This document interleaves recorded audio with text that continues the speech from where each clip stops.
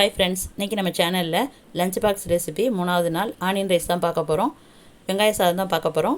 வாங்க இது எப்படி பண்ணுறதுன்னு பார்ப்போம். சிம்பிளாக டேஸ்ட்டாக ஒரு 10 நிமிஷத்துக்குள்ளே இது ரெடி பண்ணிடலாம். வாங்க வீடியோக்குள்ளே போகலாம். அதுக்கு முன்னாடி நம்ம சேனலை ஃபஸ்ட் டைம் பார்க்குறவங்களா இருந்தால் மறக்காமல் சப்ஸ்கிரைப் பண்ணிக்கோங்க. அடுப்பில் ஒரு கடாய் வச்சுக்கோங்க. கடாய் ஹீட் ஆனதுக்கப்புறம் 3 ஸ்பூன் எண்ணெய் ஊற்றிக்கோங்க. எண்ணெய் நல்லா ஹீட் ஆனதுக்கப்புறம் அதில் 1/2 ஸ்பூன் ஜீரகம் சேர்த்துக்கோங்க. அது பொரிஞ்சு வந்ததுக்கப்புறம் கொஞ்சம் கருவேப்பிலை சேர்த்துக்கோங்க. சேர்த்துட்டு ஒரு பெரிய வெங்காயத்தை நீல சைஸில் கட் பண்ணி சேர்த்துக்கோங்க. சேர்த்துட்டு இது எல்லாத்தையும் நல்லா வதக்கி விட்டுக்கோங்க. நல்லா வதங்கட்டும். இது ஓரளவு வதங்கி வந்ததுக்கப்புறம் இப்போ உப்பு சேர்த்துக்கலாம். 1 ஸ்பூன் உப்பு சேர்த்துட்டு இதையும் நல்லா வதக்கி விட்டுக்கோங்க. அதுக்கப்புறம் 1 ஸ்பூன் இஞ்சி பூண்டு பேஸ்ட்டு சேர்த்துட்டு இதையும் நல்லா வதக்கி விட்டுக்கோங்க. நல்லா வதங்கட்டும். இஞ்சி பூண்டு பேஸ்ட்டு நல்லா பச்சை வாசனை போகிற அளவுக்கு நல்லா வதங்கி வரட்டும். அது வதங்கி வந்ததுக்கப்புறம் நம்ம மசாலாலாம் சேர்த்துக்கலாம். வதங்கி வந்துருச்சு. இப்போ மசாலா சேர்த்துக்குவோம்.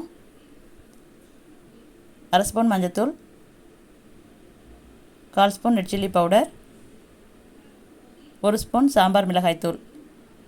இது எல்லாத்தையும் லைட்டாக கலந்துட்டு வெங்காயத்தோடு சேர்த்து வதக்கி விட்டுக்கோங்க. இப்போ இது மூழ்கிற அளவுக்கு, இந்த வெங்காயம் மூழ்கிற அளவுக்கு கொஞ்சமாக தண்ணி ஊற்றிக்கோங்க.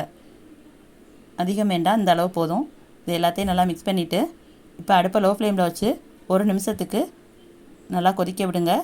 இந்த மாதிரி எண்ணெய் பிரிஞ்சு வந்ததுக்கப்புறம் அது மேலே கொத்தமல்லி தழை தூவிட்டு இதையும் லைட்டாக ஒரு டைம் நல்லா கலந்துட்டு இதில் 1 கப் அளவு வேக வச்ச ரைஸ் சேர்த்துக்கலாம். இப்போ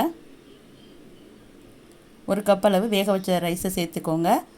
சேர்த்துட்டு அடுப்பை லோ ஃப்ளேம்லேயே விட்டுட்டு ஒரு 30 செகண்டுக்கு இந்த சாதத்தை அந்த மசாலாவோடு சேர்றது மாதிரி நல்லா கிண்டி விட்டுக்கோங்க.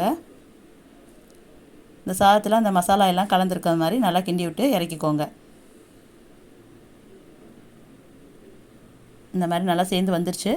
வந்ததுக்கப்புறம் அடுப்பை ஆஃப் பண்ணிக்கோங்க. ரெடி ஆயிடுச்சு ஆனியன் ரைஸ்.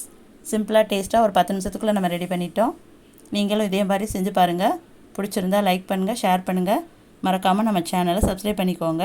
இதே போல் நாளைக்கு ஒரு லஞ்ச் ரெசிபியோடு பார்ப்போம். பாய்.